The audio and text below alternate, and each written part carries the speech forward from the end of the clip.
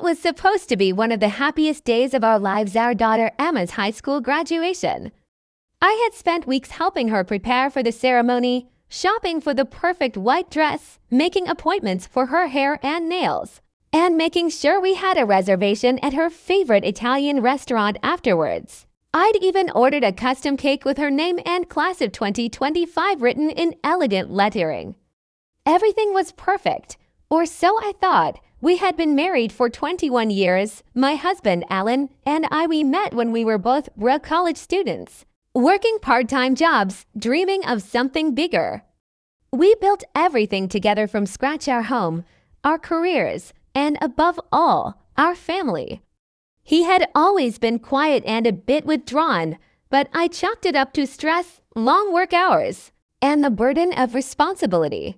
I never imagined that behind his calm demeanor was something brewing, something cruel and cowardly. That morning, he was unusually distant. He barely looked me in the eye and didn't comment on how beautiful Emma looked in her gown. I felt it then, a strange tightening in my chest, but I dismissed it. Maybe he was nervous. Maybe he was thinking about his own parents who had passed away a year ago. I tried to be patient. I smiled, held his hand in the car, and told him how proud I was of Emma. He nodded, barely responding. When we reached the school, the auditorium was already buzzing. Families with flowers, students in robes, teachers guiding them toward their seats. Emma gave me the biggest hug and whispered, "Thank you, Mom, I love you." I caught Alan looking away, his jaw tight. I should have known. I should have noticed the signs. But sometimes love makes you blind to what's right in front of you. He leaned toward me, his voice barely audible over the applause as the ceremony began. And then he said the words that shattered everything. "After today, I'm leaving." I filed the papers. I froze. My heart stopped. The air left my lungs as I turned toward him in disbelief. I thought I misheard, but his eyes cold, detached told me I hadn't. I looked around, surrounded by proud parents, joyful tears, and celebration, and I was drowning in pain. I whispered, "You're joking," but he wasn't. Not only was he serious, he seemed relieved to finally say it. What kind of man chooses his daughter's graduation to end a 21-year marriage? I blinked back tears, forcing a smile as Emma walked across the stage. I clapped with everyone else, but something inside me cracked wide open. After the ceremony, the photos, and the polite hugs from relatives, I sat in the passenger seat next to the man who had just detonated a bomb in my life. Emma was riding with her best friend's family, so we were alone. I wanted to scream. I wanted to cry and hit him, but I didn't. I kept silent, letting the silence become so thick it could choke him. He drove with both hands gripping the wheel, his eyes fixed forward. "Why?" I finally asked. He sighed. "I haven't been happy in years. I met someone." There it was. The real truth. My stomach turned. "Who?" I demanded. He hesitated. "She's a colleague." I started piecing things together. Late nights at the office, weekend business trips. The second phone I once found, and he said was for work emergencies. I had trusted him, given him my life, my youth, my love, and he had already moved on, probably living in some secret fantasy with her while I planned Emma's graduation party. "You're a coward," I said quietly. He didn't respond. I turned away, biting my lips so hard I tasted blood. But somewhere inside that moment of betrayal, something shifted in me. I knew I couldn't break down, not yet. Not until I made him feel even a fraction of the humiliation and pain he had caused me. By the time we reached home, I had already formed a plan. I went to my room and pulled out an old file box from the closet, one he thought I'd never touch. Again, in it were years of quiet suspicions, credit card statements, call logs, odd receipts, and photos that didn't add up. I had spent the last 2 years collecting them, but never had the courage to confront him. I always convinced myself I was just being paranoid. That was before today. before he picked the most sacred moment of our daughter's life to stab me. In the back, now, I was no longer a heartbroken wife. I was a woman on a mission. I reviewed everything again, now with eyes sharpened by betrayal. And I found something I had missed before, something big, bigger than cheating, something illegal that it started with a wire transfer. $15,000 moved from our joint savings account to a private overseas account in his name. The recipient bank was in the Cayman Islands, and the timing aligned with one of his supposed business trips to Miami. I had ignored it before because he said it was an investment. But when I dug deeper, I found more. Shell company names, hidden income. Money funneled into accounts tied to his mistress's name. She wasn't just a colleague, she was his partner in something much darker. Embezzlement, fraud. My husband wasn't just unfaithful. He was a criminal. The house, the car, the college fund, he had touched it all. He was preparing to run, leave everything behind and start over with her, using the money he siphoned off from his own company. And here I was, the clueless wife. He planned to discard once he was safe, but not anymore. I knew people, friends in finance, an old college friend now working at a federal agency. I reached out discreetly, shared copies of everything. I didn't care about revenge, I wanted justice. And protection for Emma and for myself. My friend advised me to stay quiet for now. Let them investigate, build a case, but I couldn't hide the pain. That night at the dinner celebration, surrounded by friends and family, I forced myself to smile while he toasted to Emma's future. He had no idea that as he raised his glass, I had already made the call that would change everything. He sat there like a proud father, acting like nothing happened, and I hated him for it. But I kept calm. I played my role, even kissed his cheek in front of everyone. I let him believe he'd won, but inside, I was counting down the days until his world crumbled. He didn't just betray me, he betrayed our daughter, our family. And now he would face the consequences. 3 days after graduation, things took a turn. The authorities contacted me privately and confirmed everything I suspected and more. Alan wasn't just committing minor financial fraud. He was involved in a large-scale tax evasion scheme and corporate theft.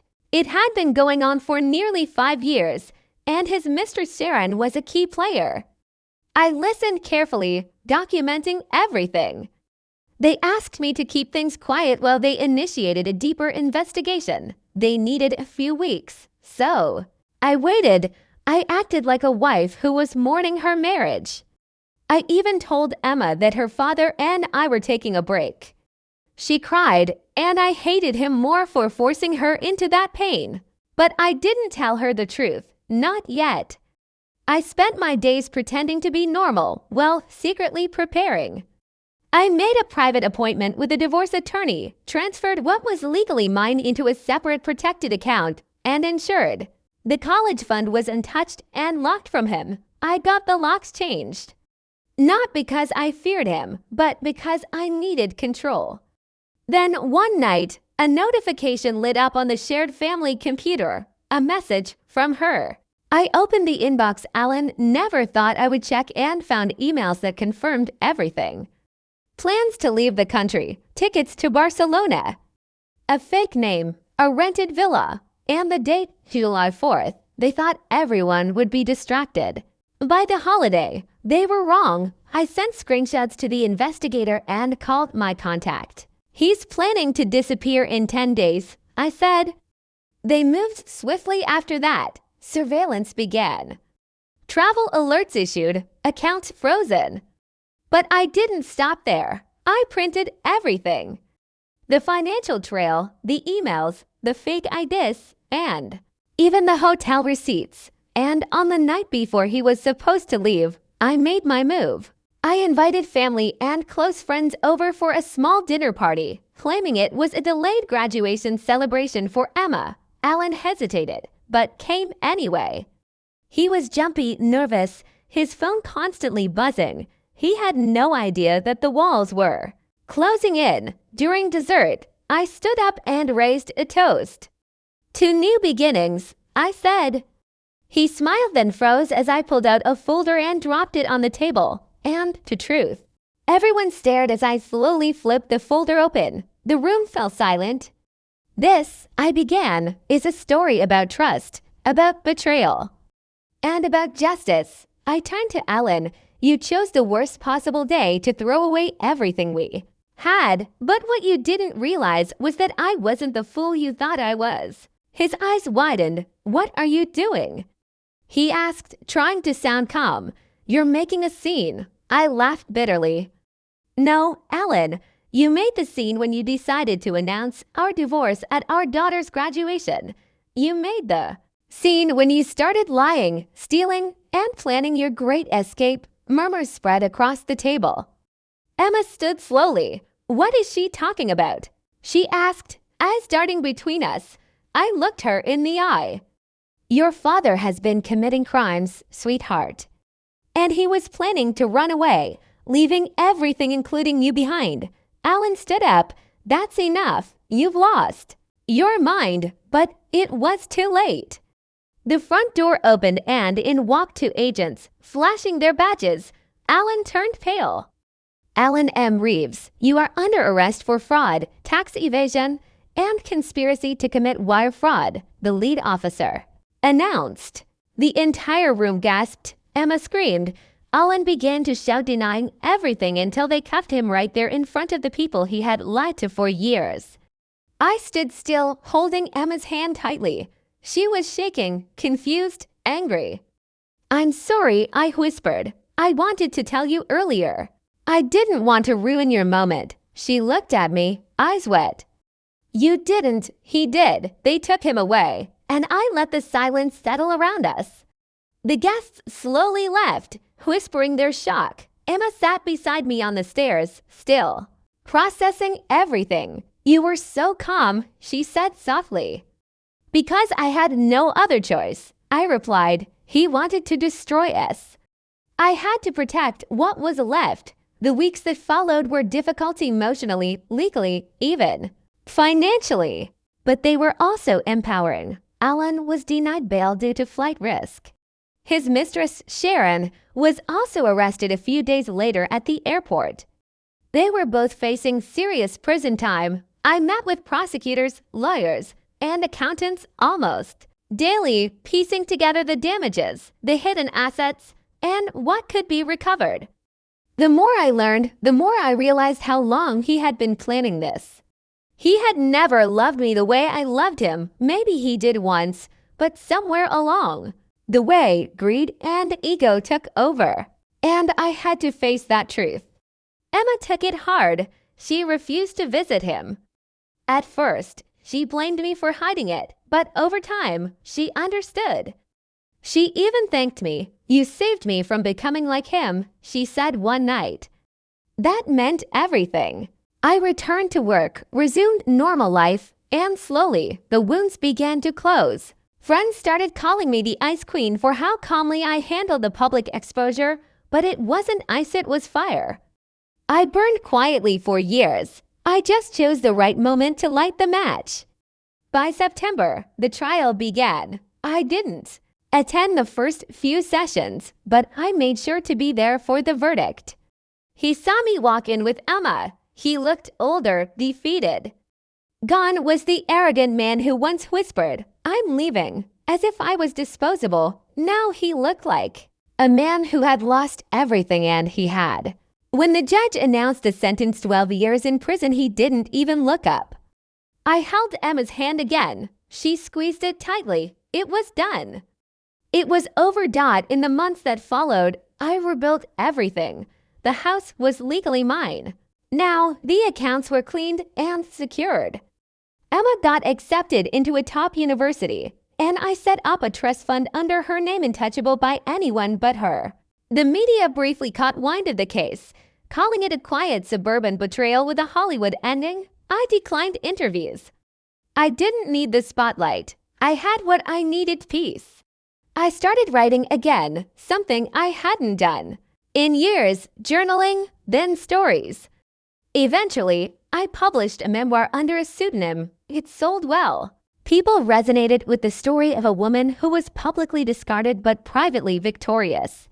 I joined a support group for women who had been through betrayal, and together we shared our scars and our survival. I realized I wasn't alone.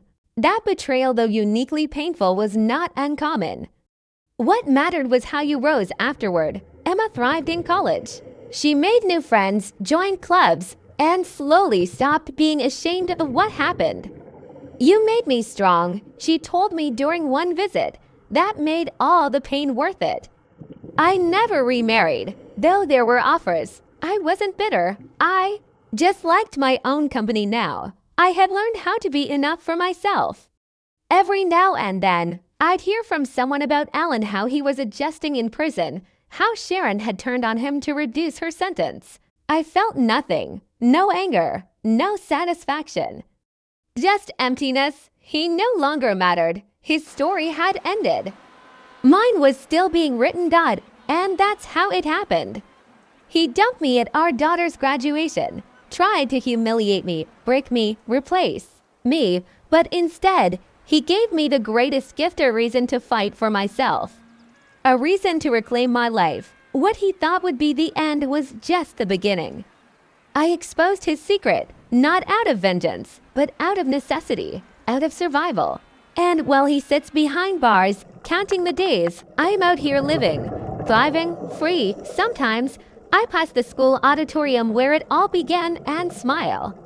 That stage was supposed to be Emma's moment, but it turned out to be mine too. The moment I woke up, the moment I let go of fear. The moment I realized that strength isn't always loud or angry, it's quiet, calculated, and unstoppable. They say betrayal is the worst kind of heartbreak, but I disagree. The worst heartbreak is the one you allow to define you, and I refuse to be defined by him. So if you're watching this and you feel like your world is falling apart, just know that sometimes the end of a lie is the beginning of your truth, and your truth, it's powerful.